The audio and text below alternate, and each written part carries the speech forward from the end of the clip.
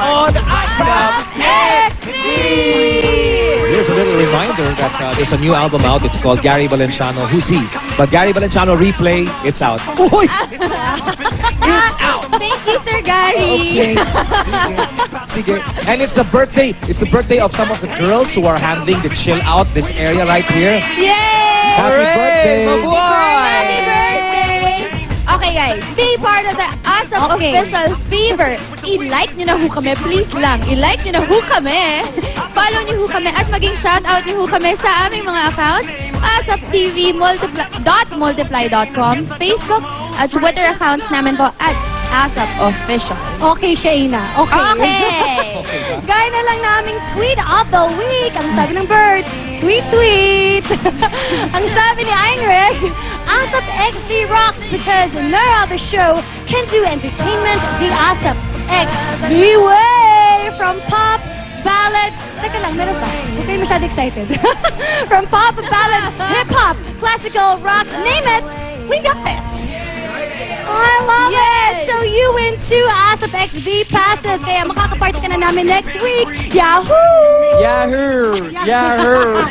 At guys, kung gusto nyo namang makijam sa amin dito sa Chill Out with your favorite song, then just send your request dito sa amin. Just log on to asap.abs-cbn.com/chat. Is that what we had to do? That. Yes. At answer naman. Eto naman ang most requested gabi-gabi sa buong Pilipinas at sa buong mundo.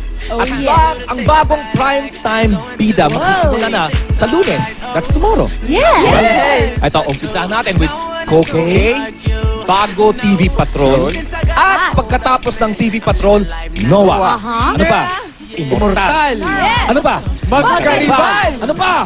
Idol. And Christine! Kapamilya, we give you ang mga primetime, ang mga bida ng primetime bida. Ito na. Una, Sarah Geronimo, Bea Alonzo, Tony Gonzaga, Christine Reyes, and Piolo Pascual!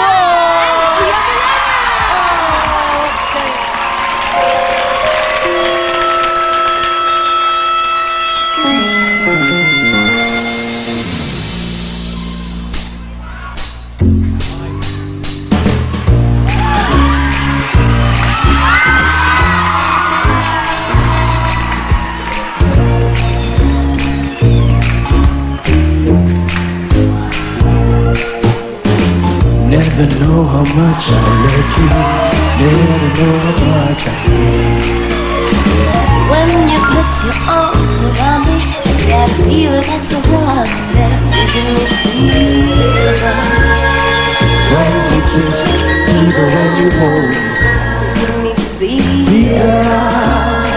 in the morning, Fever all through the night. sun lights up the daytime, moon lights up the night. I'm tied up when you call my name, and you know I'm gonna treat you right. Give me fever. When you kiss me, you feel when you hold me tight. Fever, fever, in the morning, fever all through the night. Romeo, Juliet, Juliet, you got the same. When he put his arm around her, he said, Julie, baby, you're my friend. You give me fever.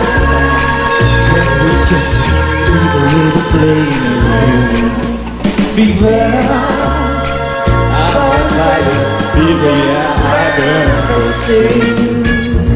Captain Smith and Pocahontas had a very mad affair.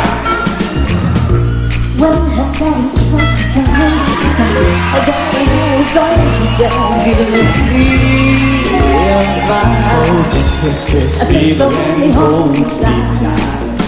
Fever, I miss missing that won't you right.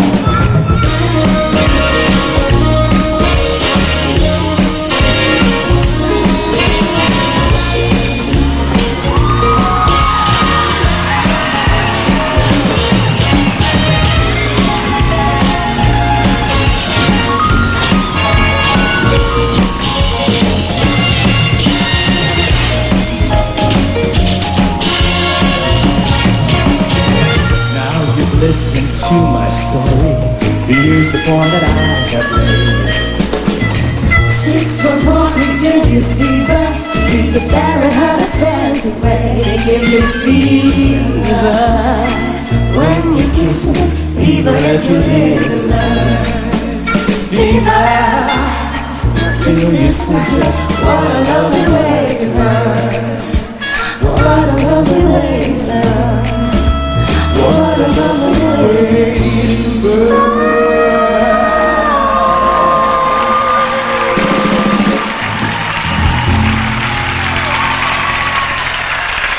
Mula sa tahanan ng mga pinakamalalaking bituin sa telebisyon, buong pagmamalaking inihahandog ng ABS-CBN ang unang pagtatambal sa primetime bida ng dalawa sa pinakamaningning na idolo ng bagong henerasyon.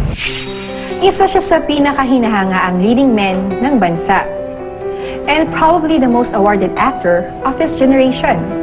With more than 20 awards, kasama na dito ang 3 consecutive years of being Philippine cinema's box office king. Sino ba namang hindi magiging proud na maging leading lady niya?